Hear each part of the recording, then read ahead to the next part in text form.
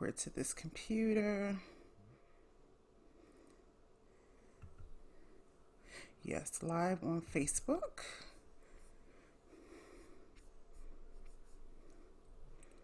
Next. Preparing the live stream preview.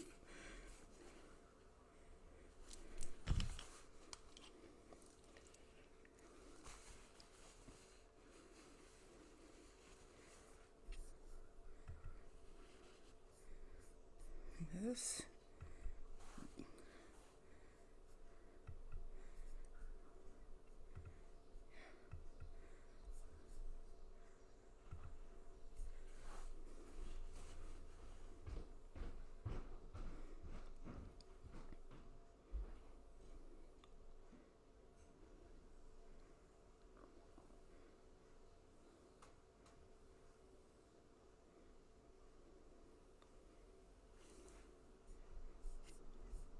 I think we're live. Wow. Yes, I think we are live. Well, greetings Hi, and cheers. everybody.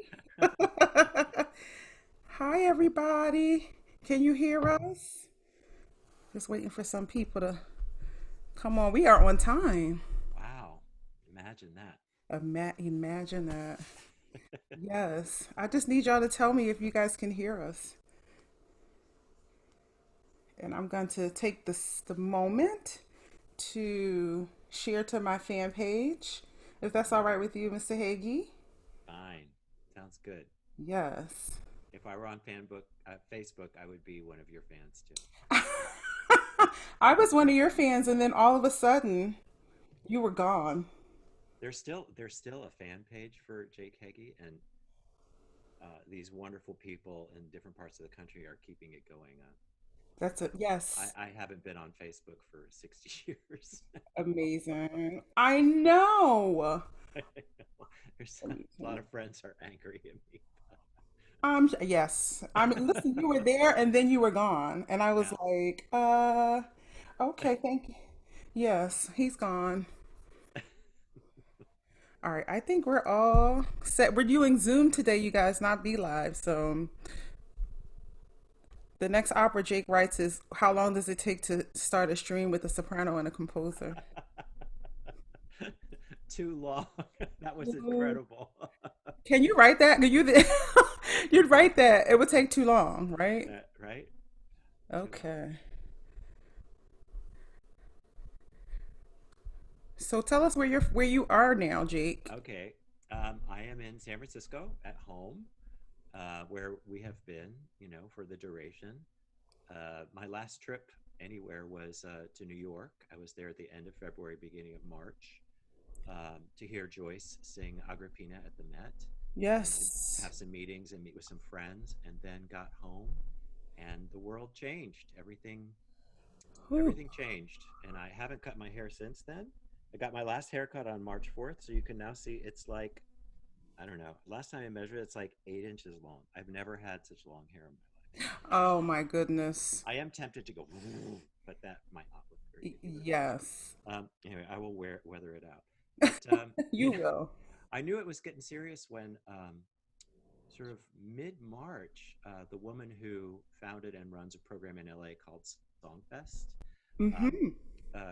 called me and said she was thinking she was going to have to cancel the summer, and this was her 25th anniversary season. And I was thinking, no, she'll do a shortened thing or we'll figure something out. And then a week later, she canceled it. Then the Met canceled the rest of its productions, and then it was boom, boom, boom. It was just, I know you know what this feels like. It happened to you as well. Yes. You're just like, what is the going on? What And is the going on? yeah, so I've been in San Francisco ever since then. Wow. And not a bad place to be. I mean, like we were talking earlier, the complaints that I have are, I'll take them. I really have nothing, no right to complain about absolutely anything. Exactly. Jake, they said your volume's a little low. Oh, okay. I can turn myself up, Yes, turn yourself up. turn up the gain, and I Turn up, pump up the volume, can as they say. go to my audio settings, microphone, put it up here. Is that better? Yeah, is that better, you Is that guys? better, everyone? Can you hear me better now? I can hear you Is that better. Much better? Okay. I can put Yes. it a little higher too. Is Okay. that good? That's great. That's Okay. amazing. All You right. guys, does that sound good? Better? Yeah, they're a little bit behind us, so Are they? yeah, yeah. Everyone's Aw. waving and saying they love you, and I'm waving back. yes, waving back. We're on Zoom, so Yeah. okay, perfect. Kiki, when did we first meet? Oh my goodness. So when I was an Adler, well, first I have to say to those people who don't know, who aren't opera people, Hmm. Jake Heggie is one of the most incredible American composers, one of the most important American composers of the 21st century, as they say, and a dear friend of mine. I know. It's so weird. Jake has composed over 300 songs, written orchestral works, chamber music works. How many operas, Jake, have you written? I'm writing my 10th opera right now. Wow. Working on my 10th. Yeah. And some of the top ones, Dead Man Walking, It's a Wonderful Life, which I love so much. I didn't get a chance to see that in Houston, but that was the Christmas opera, Right? right? Christmas opera. Great Scott, Three Decembers. I Mhm. mean, the Moby Dick, Moby Dick, of which all the things. first time I saw Moby Dick was on this gigantic screen at my cousin's house, and and I turned the lights off, and it's a very surreal experience. I think was that the Dallas production or San Francisco production It of was the San Francisco Opera, but the Dallas production was the premiere. San okay. Francisco was the fifth in a consortium of five, and that's the one that was recorded and filmed for great performances and for a DVD. It's surreal to watch it with the lights off on this gigantic screen. I can imagine. It's you feel like you're in the ship, like you know what I mean, like Yeah, in the opera, and it was incredible. it's an But incredible production. You know, opera, as we know, it takes dozens, hundreds of people working at their peak level to make everything work. And if just one of those things is off, that's what everyone notices. And that's what everyone talks about. So you know, it's a high wire act for everyone involved. It's kind of surreal yes, how dangerous and difficult it is. Every night of opera is a superhuman miracle, I think. it's Um, amazing that it happens, right? It's Amazing. And how much are we missing it now? I was just asked by a journalist, you know, will grand opera have a place mm, in the future? And I said, absolutely. Like we were talking about, Kiki, it's like people are so hungry to gather right now, to be in the same room, to experience the vibration of the human voice of drama, to be connected in that reflective, you know, almost sacred space yes, to experience this amazing thing together, because that's the whole point.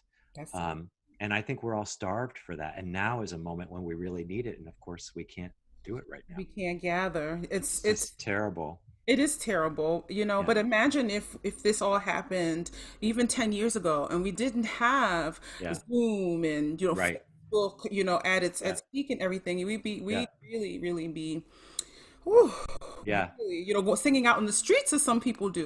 They just go out and perform. They take their Yeah. instruments to the people, right? Yeah, Yeah. I really feel for my singer friends enormously right now. You, Kiki, all of our colleagues.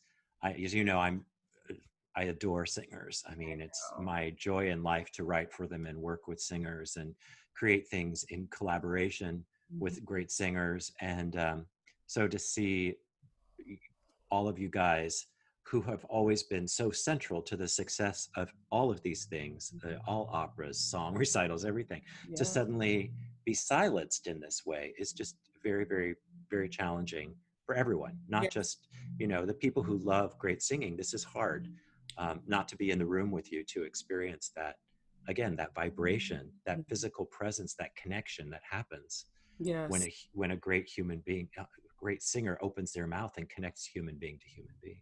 Absolutely. So, And you are such a gem and a jewel to so many of us because of the passion and thank the you. love you have for singers. I often talk about you and our relationship and how it's Mhm. grown over the years. And I'm thankful to have done Dead Man Walking 7 times because I think every time except one time I've done it, you've been there. You come to all of the openings as much as you can, and the singers just feel so embraced and so supportive. And to, you know how it is, it's a high wire act. You Mm. have the conductor, the orchestra, and all of these things, and the director. And oftentimes, sometimes you work with people and you don't get along with them, but when you come into the room and you just, with that big hug you have, it really shifts the Oh, atmosphere. well, thank you. I'm so glad. It means so much to me to be able to be there Yeah. with you all, to experience that all, and for you to know that I'm 100% on your side, Yes. and with you every step of the way, because I know how challenging that is. I don't Exactly. know how you find the courage. I'm in awe, to trust this invisible thing inside of you, this voice, Yes. and your whole physical being, to get out there on the stage and to do this superhuman thing, and the endurance that it takes, Yeah. and the timing and the breath. And I Yeah. mean, and how often is any one of us feeling 100% on any given day? So you Yeah. have to learn to sing through that too. I Hmm. mean, it's baffling to me. I'm in total awe. Anyway, it's the great joy of my life Thank you, Jay. Well, to work with you. yeah, that's we all need to hear that. Yeah, Everyone needs to feel that love. So yeah, talk a little bit, because singing is not your instrument, and a piano is your instrument. yeah. And talk a little bit about how where you're from, your your life experience, and how you got to composing opera. Yeah, well, it was a very circuitous route. I grew up in a house full of music, but not classical music. Uh, my father was an amateur jazz saxophone player who was a doctor, and my mom had been a nurse until they got married and started raising a family.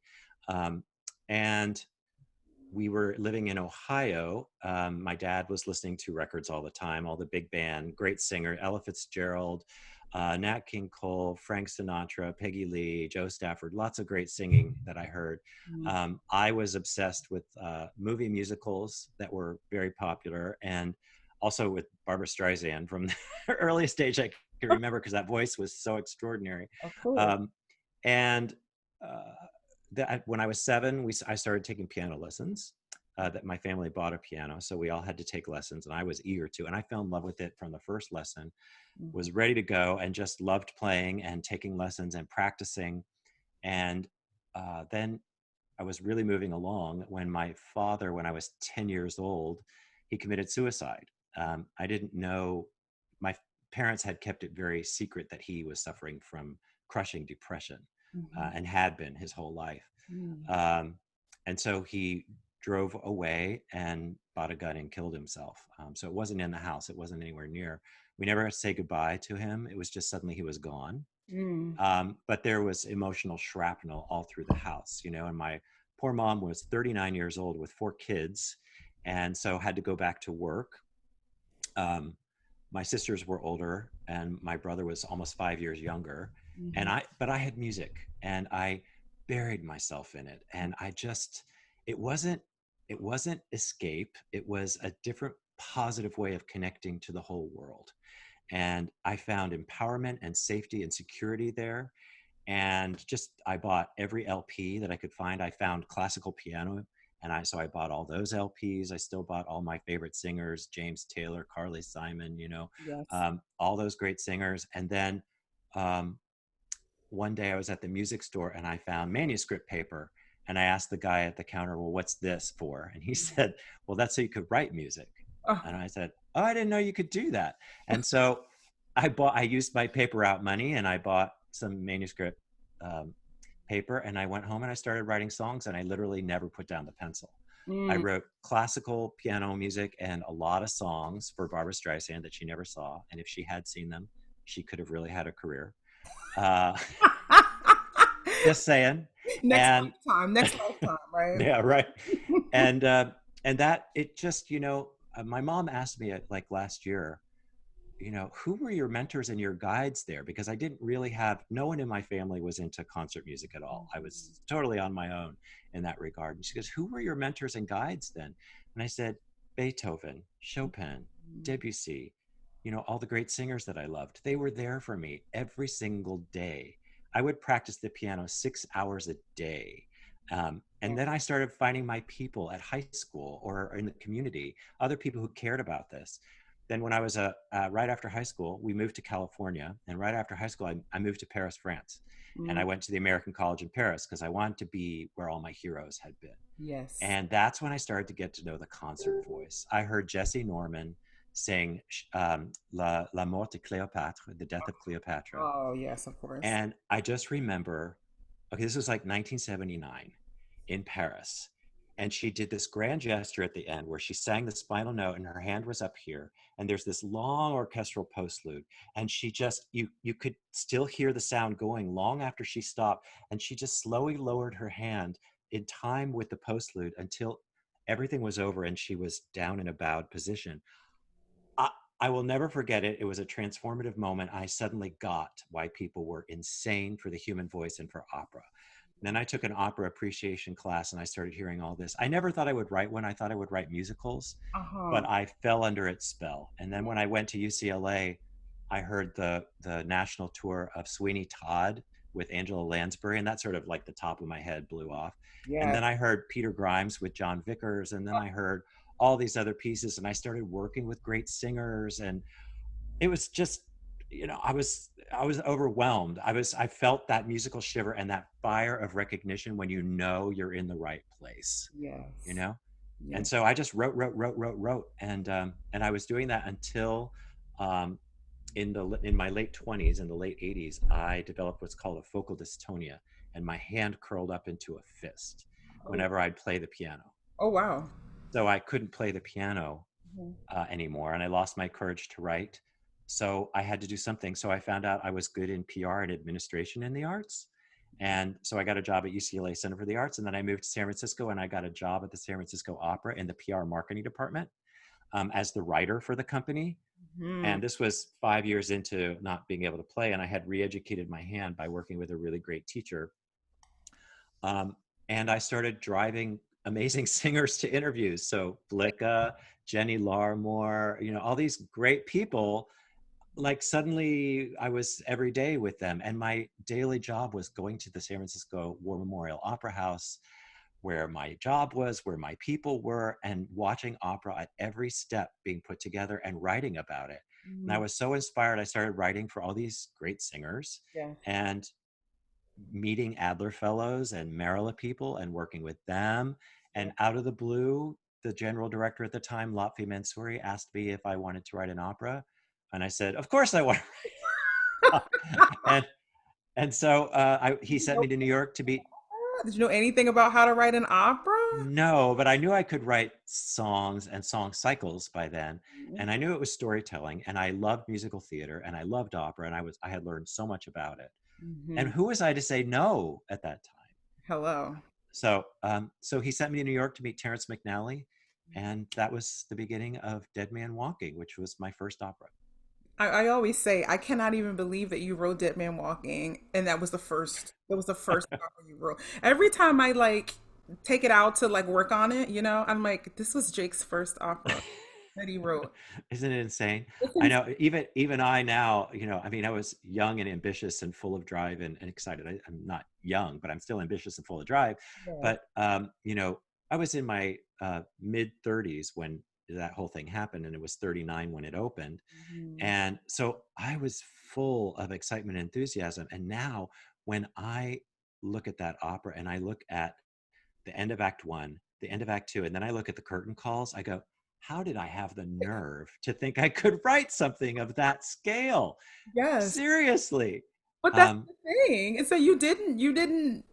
It wasn't something you knew. You just did, right? right. It's like they. Well, and the minute I started, because I was working with Terrence McNally, Mhm. great, great American playwright who died, 2 months ago from the virus, unfortunately, who was a real mentor and guide to me and great friend. But he loved opera. He loved what it could do. He understood the power of music within opera. It wasn't just about words, it was really about even more. And from the beginning, he said to me, I'm going to set up situations, characters, and dialogue to hopefully inspire music. That is the most important thing. And when you start to feel music taking off, just follow it. That's the most important thing. We can rewrite words, we can reset things, but the music has to be front and center. And Wow. so I had great permission and a great collaborator. And the minute I started writing it, I just went, wow, I'm home. This is what I should have been doing all along. Um, but Wow. So how did Laffy, how did he know you were working in the PR department? Like, how did you know that, oh, I'm going to ask Jake to write an opera? yeah, it's like a normal trajectory, right? Of Be course. the PR writer for the company and then be the composer in residence, Take notes, Uh, kids. people thought he was nuts. I mean, but he was a real impresario and visionary, and he could envision things going in a certain direction and then push for him. And he also thought of opera as the most flexible art form. And Mm, he also recognized that if opera is going to survive, it has to stay current. We can't just keep redoing old pieces, even updating them in new productions. We mm, have to update the repertoire and refresh it. And that was a big priority for him. So when I came along, he had been hearing singers talk about my music. Patrick Summers had been talking to him about my work too. Who's the Um, music director at the Houston Grand Opera? Yeah. Right. But back then he was running the Maryla program and he was in the Opera Center and he conducted at the San Francisco Opera all the time. And we became great friends. And so he was talking to Lotfi, these great singers, Renee Fleming, Flicka, all these great singers were talking to him about my work. And so he wanted to commission a new work by someone he had discovered. And Mhm. everyone was saying, well, there's this guy in the PR department. And so out of the blue, he asked me to write an opera. It was That's, a huge leap for him. It was a huge leap for everyone. and I think it's such a huge risk. No, everyone after 2008, it's been like such a hard leap, I think, so early on after the crisis, Yeah. to take the leap. I mean, I think which is so disheartening about this situation is that so many companies were doing like the transformative works like Yeah. you created, up for the last, 5, 8 years, and now are we gonna go back to like just doing Yes. 10? No, we're going to look. The whole thing that happened when Dead Man Walking started happening and companies started commissioning new works, Mhm. co-commissioning new work, co-producing new works, giving them a second or third hearing, doing their own pieces, is that more people started to come to the table and be welcome to the table. And this is what's key. It has to open up so more people can come to the table. It's why I picked works that demand diversity, Mhm. um, or are open to it. Yes. If a character isn't specifically a certain type or color, that it could be Mhm. that way, and it that lots of people can come to the table in Yes. this work, and that's the most important thing. In especially in well in every field, but the arts can lead by example. That Mhm. we can create these transformative things with all these different people at the table, and look what we can do, and it can speak to so many people, young and old. I know Moby Dick. They were streaming it on San Francisco, and that piece demands diversity because what Melville was setting was a world on the sea that represents, every kind of perspective, Mhm. every color, every culture, all on this ship having to get together. And San Francisco Opera streamed Moby Dick, and this little girl was so taken with it, she drew this beautiful picture and asked her father to send it to me. So he reached out through my website and then sent me a picture of his daughter, 6 years old, with the picture that she drew, because that's her first opera, and so that's her vision of what can be. What can you And right, and so I think the more people we bring to the table, you don't know the ripple effect of what's going to happen. know you But don't. I find it a terribly exciting time in the opera world because it is precarious. It's always been precarious. Right. There hasn't been a time when opera isn't precarious, okay? Right. Yes. But it's more precarious than ever, which means it needs new ideas, it needs new perspective, and it needs a broader, more diverse group of people at the table having the conversation. I want you to talk about diversity because Yeah. I think I mentioned to you, w- there have been times when, Sister Rose, we talk about Sister Rose, who's the head of Hope House in Dead Man Walking. If you guys don't know the opera, it takes place in Louisiana. Well, Hope House is in New New Orleans. Orleans, yeah. And Sister Rose, I think we think she's a black. Did you write it specifically for a black soprano? Yes. Right. And so when Yes. oftentimes people ask, well, does Sister Rose have to be black? And I'm like, yeah, it's in the music. It's in the licks that you write. It's in the gospel piano that you write. And not saying that other cultures don't know, but we're in New Hmm. Orleans, and I always finding myself have to justify being the only black person in an opera, in band walking, not in an opera. And I oftentimes see diversity in your pieces, which I don't Yeah. see in a lot of American operas. You know, it's like cast after cast after cast is just all white unless you have a star, Hmm. like, of color, of no Hmm. whatever. And so I want you to talk about diversity behind the scenes, on the stage, in the composition. Yeah.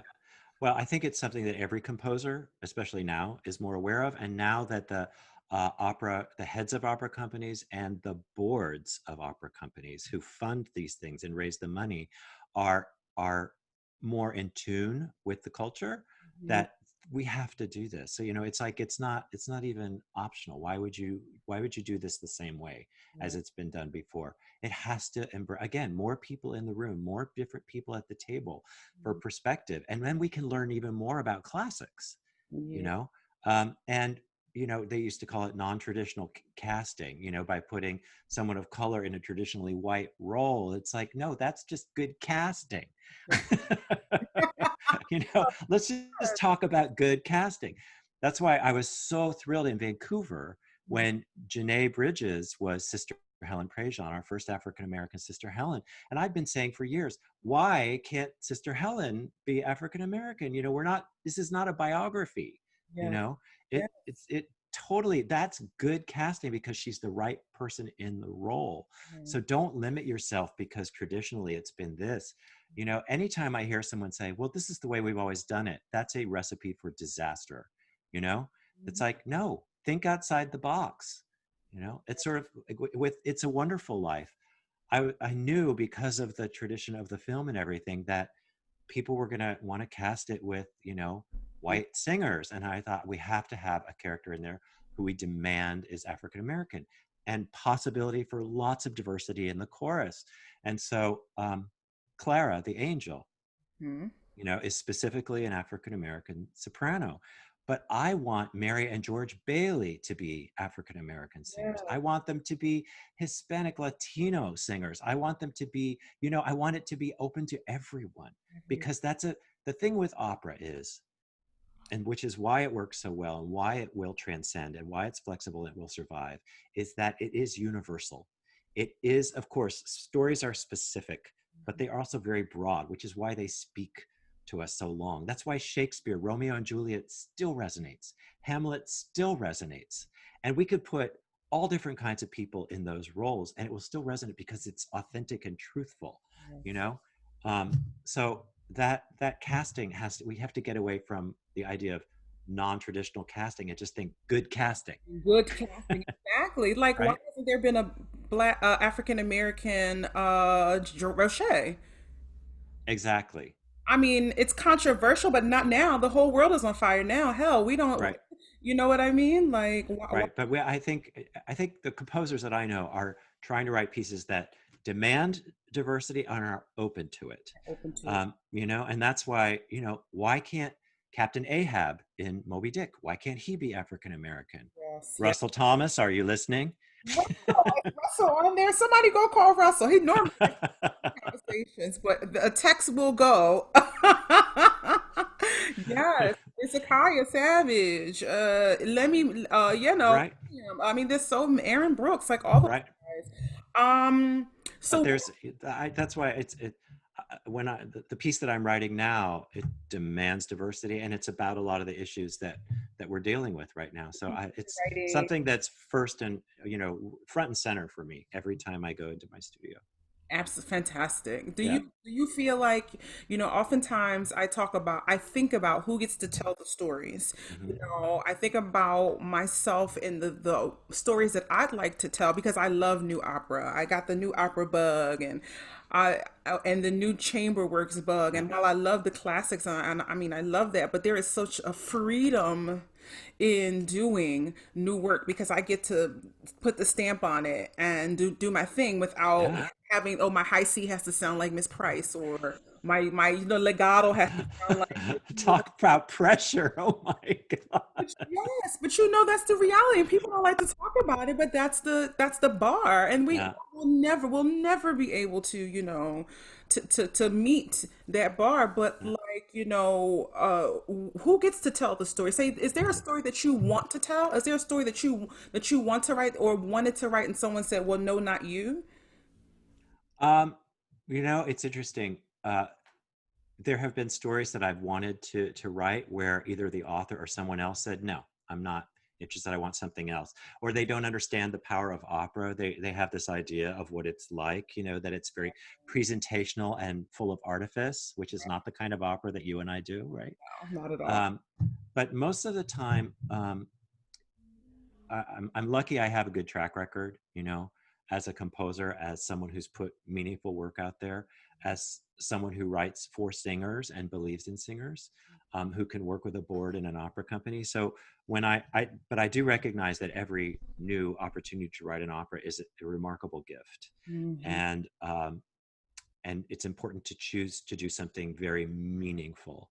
Um, so usually if I hear no or hesitation, it's from someone who's outside the opera world who's like, I'm not sure that's the right format for this, even as hard as I push. Yes.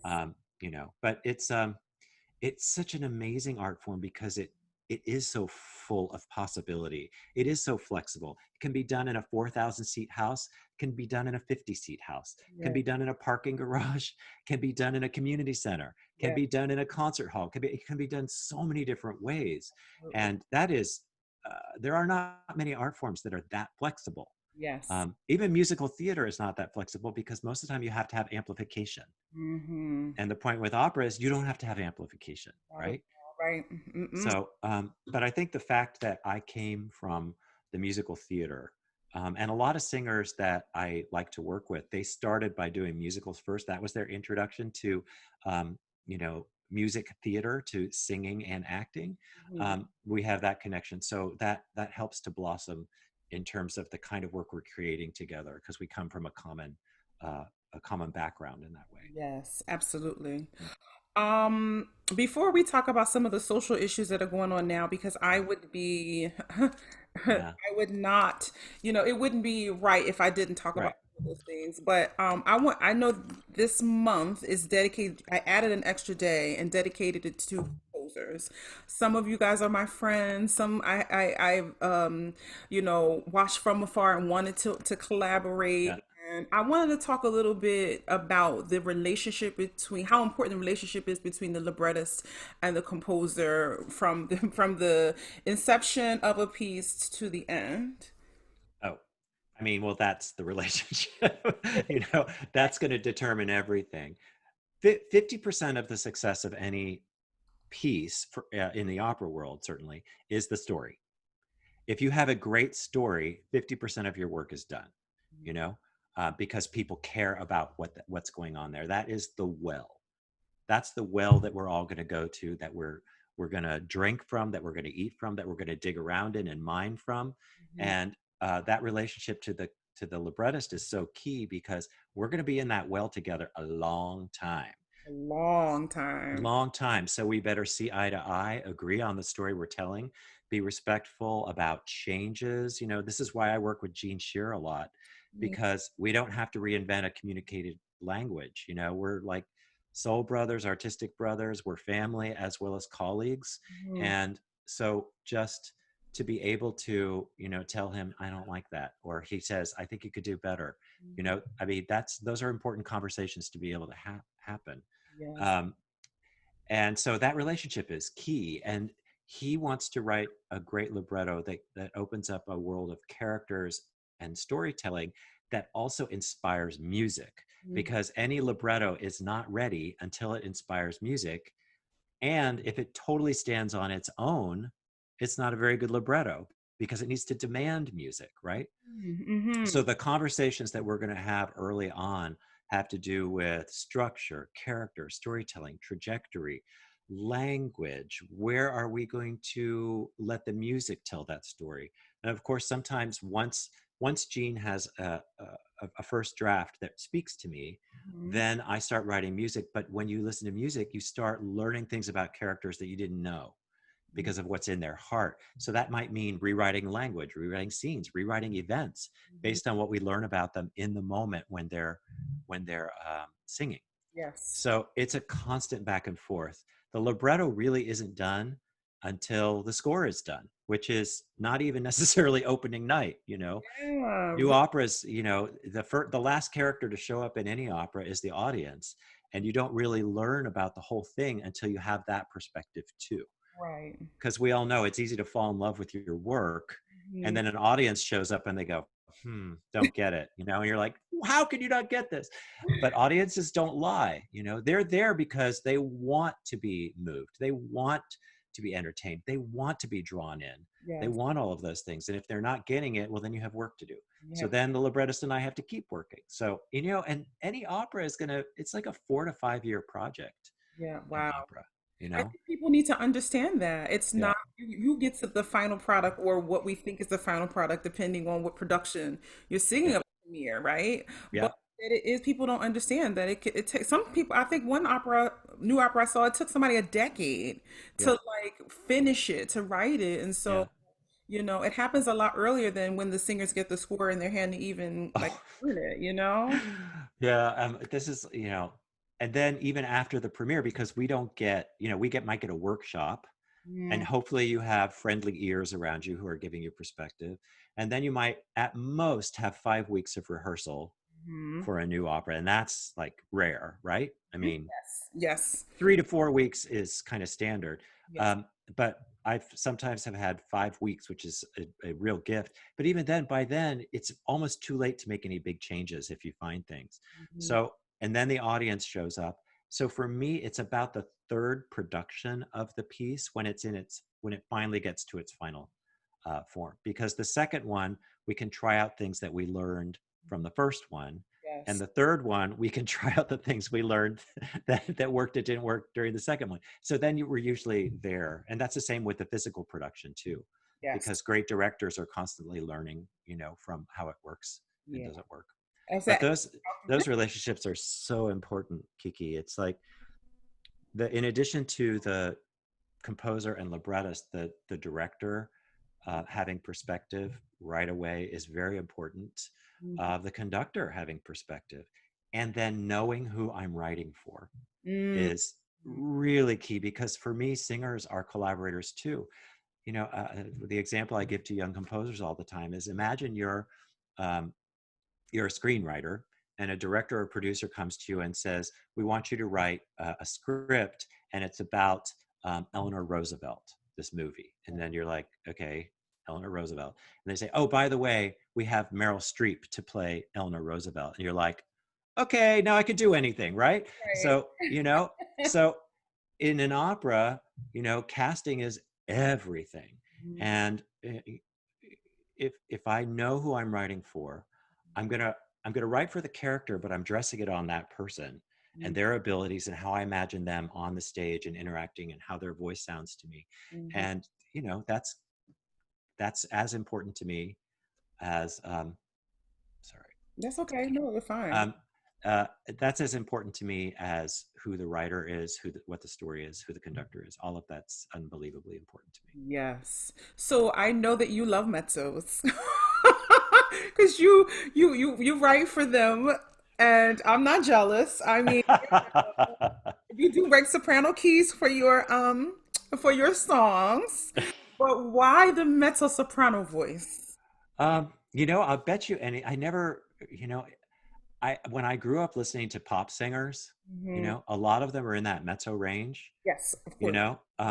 and I think I grew up with that sound in my voice. And then as I got to know singers, I knew mezzos before I knew sopranos, tenors, or anyone else. Mhm. Um, and uh, so that it also, the place where the mezzo voice lies, um, I don't know what it is about that particular range in tessitura. It just speaks to me, and also the words are always understandable in that range, and they still have an Yes, exciting top and an earthy, bottom to the voice. yes. But now I write for sopranos. My last opera, Great. uh, it, no, If I Were You, If I which were was last summer, which I wrote for the Marilla program. Yes. There's a great role in it for you. Hello, people. Do you hear that? It's a great role for me. Oh, hallelujah. Yeah, actually, yes, remember? I do. Tell me Yeah, about the recital. yeah. We did a recital together at the Getty's house in San Francisco for the Marilla program when I was writing this piece. And Jean had just given me a draft of If I Were You, the libretto, and I was just getting going writing it. And one of the things this character, Diana, says in the opera is one of her key phrases is hallelujah. And when you got out of the car, when I dropped you off or something, is that Yes, when it was? You yes. said, well, hallelujah. And I went, oh my God, there's a person that really does that. And so I wrote a lot of that role listening to your voice because it was a young Marilla singer who I didn't know that I was writing for. So um, anyway, Oh, so yeah, I good role for want to you. do it now. I wanted, if I were you, come on. My agent is on here. I want to make it happen. Make it happen. Who's doing it next? No. Great. I thought I laughed so hard that night after you told me that story. I was so tickled by that because it's just I don't even know where that came from. I don't even Yeah, remember what we were talking about, but anyway, like I said, I'd be remiss if I didn't talk about what's going on now yeah, and right. all of the police brutality. It's been happening, but Yeah, this is a revolution, right? yeah, It is yeah. a shift. We're not going back to the to I hope not. I hope it's a huge leap forward, and I hope the leadership at the top is really shaken up, yes. and because we need a big change there. Hmm. I hope all the way through, but something fundamental has to change Hmm. because what people are finally waking up to is the lie at the center of the conversation, which is, oh, of course I believe in equal rights as long as it doesn't cost me anything or I don't lose anything of mine and it doesn't happen in my backyard, you Hmm. know? And that is the big lie at the center of that conversation. Yes. People have to be willing to make a fundamental shift in how opportunities open up, how educational opportunities, how communities are set up, how all of these things. It is fundamental. It's fundamental. Um, and I think if that doesn't change, we're going to be right back here, or We we're never going to leave. You know. know, it has to change fundamentally, and it has been little by little. But little by little is not enough. It's not enough. And like, oftentimes now we're in this situation where, today was a blackout on social media. You probably don't know because you're not Mm-hmm. on social media. And it was a blackout of posting musical things and posting, because the last 5 or 6 days on social media have been, I mean, Crazy. crazy Yeah. and absolutely insane. And so today it was like, Yeah. halt. But I made a conscious choice to do this discussion, to do this conversation with you because I think it was important to put the warmth and the love and to talk about the music without doing the music, Yeah. per se. But I want you to talk to other white people Yeah. because now we're in a situation where my white friends, my white colleagues, and it's like the whole world, the blinders are off, and everyone's like, oh my God, what do I do? My city is burning, things are happening. Like I want white people to talk to white people as Yeah. well. And so, Absolutely. like what would you say? What are you saying to these people? What would you say? That you can't just talk about this, you have to act. You have to literally reach out and make a difference where you can.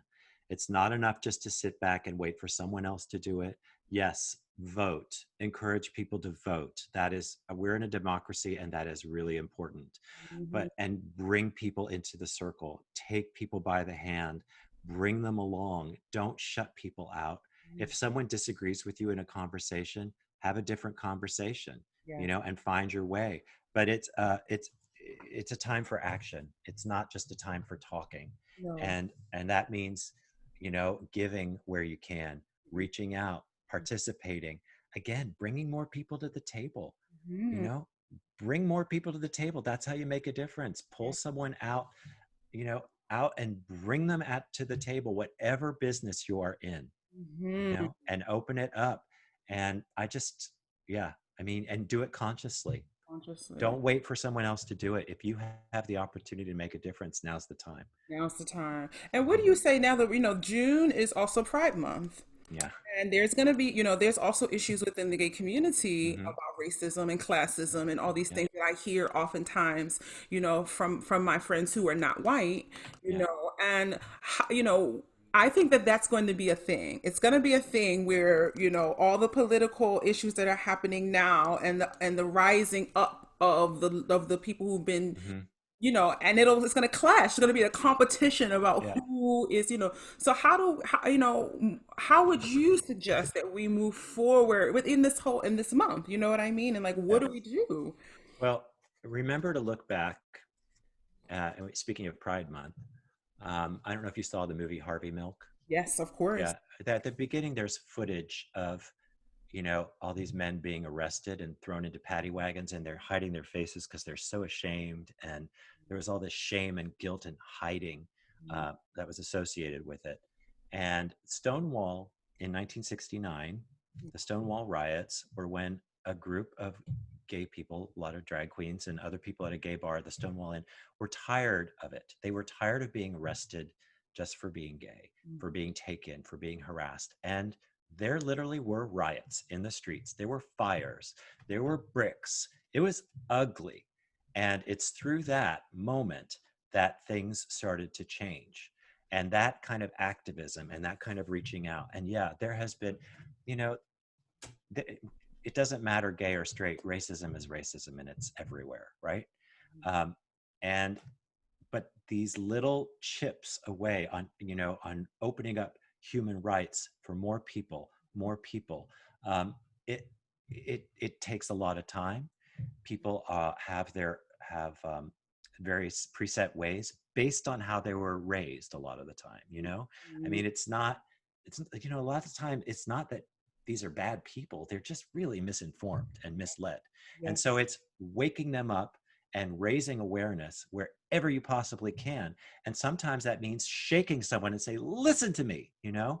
listen to what I have to say. And we can do that in the arts. Yeah, We can do that through the kinds of pieces that we write, the way we write them, who is in them, who is singing. The gay chorus movement that started once the AIDS crisis started mhm. brought people together of all different colors, and this was a key step too. It was another crisis that demanded community and gathering in Yes. order to win, in Mhm. order to move forward. We always need community. We always need to gather, and so that's what we're seeing right now. We're seeing people who are desperate to gather and support each other and protest as one voice, right? And Yes. I think that's what makes a difference. It's all steps along the way, but anything we can do to include more people, to share the message, talk to older generations. And when they say, oh, well, this is just like terrible, say, actually, no, look, what's terrible is how this system is set up to, and skewed against these people. It is endemic, it's built in, and it's been that way for centuries. Mhm. That's what's unacceptable, That was unacceptable. Exactly. right? And Yes. so we have to have not only those conversations, but we have to make active change in that direction, Yeah. you know? I do. I do. Yeah. I'm gonna say, see if there's some questions. So many Sure. people that I haven't seen on here. Oh, if I were you, is happening at Hawaii next season. Well, they didn't call me, so it ain't happening. I'm just joking. Any questions, you guys? I'm gonna have to scroll through. Hi, Ted Christopher. Wow, I haven't seen you. Ye Let me see if people have put up questions. Yeah. Silence is yes. Let's not forget. Yes. Oh, Russ is on here. Yes, Hi, Russell. Russell. Yes, Russell is on Big here. fan. Come on, Russ. I need my 10%. Michael Benjamin's gonna be like, no, ma'am. Yes. Is there anything else you want to leave us with, Jake? I could talk. We could talk. Yeah, I know. We could just I keep know. Well, going. I'm so honored and proud and grateful to be part of the performing arts world and to have so many colleagues and to see the ripples of change that are happening in our field that represent so much progress. When I was in the 80s, when I was just before I started to lose, just as I was losing my hand, I was a page turner for concerts at UCLA at Royce Hall. Mm-hmm. And the most memorable night, I got to turn pages for Leontine Price's recital. And David Garvey was the pianist. Mm-hmm. And so it was her, David Garvey, and me on that stage. And something shifted in me that night, standing, walking behind the two of them, her primarily, and feeling these waves of affection coming at her. Mm-hmm. And then, and I grew up a little bit ignorant. Mm-hmm. And then to read her story and hear David Garvey tell me stories about how she wasn't allowed to stay in the same hotel, all these things. We have to make sure that the stories of what happened in the past are shared with young people. One of the things I made a point to do is we have a son who is 24, and I made sure to share with him. He was asking about what's going on in the world. I looked up, I looked pictures of lynchings in the past, and I shared them with him. And I said, "You need to see this because the exact same thing is happening today." And that's why we need together to make sure that this is, to let people know that's not acceptable, Mm-hmm. and reach out and bring more people to the table, ask questions, walk, move, march, don't be silent. I'm just so grateful to be part of this performing arts world that is constantly trying to listen to new voices and broaden and is open to possibility. Um, and I'm so excited to see what's going to change in the future, you Mm-hmm. know, Mm-hmm. and who's going to be center stage telling us a story the next time. Yeah. And when I think people are going to be so hungry to go back into that room and gather, um, to have those experiences. And that's one of the tragedies of right now Mm-hmm. is people are dying to listen to people speak, to hear someone give them comfort and unify them in a public space. And we're not allowed to do that because this is a pandemic on top of everything else. So everyone stay hopeful, keep positive, reflect on the past, make sure you're telling stories, sharing pictures, that you're letting people know this is the legacy. This is what we're railing against. It isn't just this. It isn't just this. It is 400 years of this. Mm-hmm. And that we in the arts can make a difference, a huge difference, just like you do. I think every day, Kiki. I'm always so proud of you and so grateful to know you and to be one of your friends. And I think what you're doing with your talks is fantastic. It's entertaining, it's informative, it's constructive, it's positive, and it's incredibly generous, which, that's all the things that you are too. You're gonna make me cry in the midst of it. Uh, I'm so grateful, and I am so grateful for your friendship and what you give. And I just thank you every time I get a little text from you or something. I'm like, oh, or I think about you, hey, or whatever. But thank you for coming on. Hallelujah. Hallelujah. All right, everybody. Yes, thank you. Thank you, everyone. Stay safe and strong. Yeah, stay safe and strong. Bye, Jake. Bye.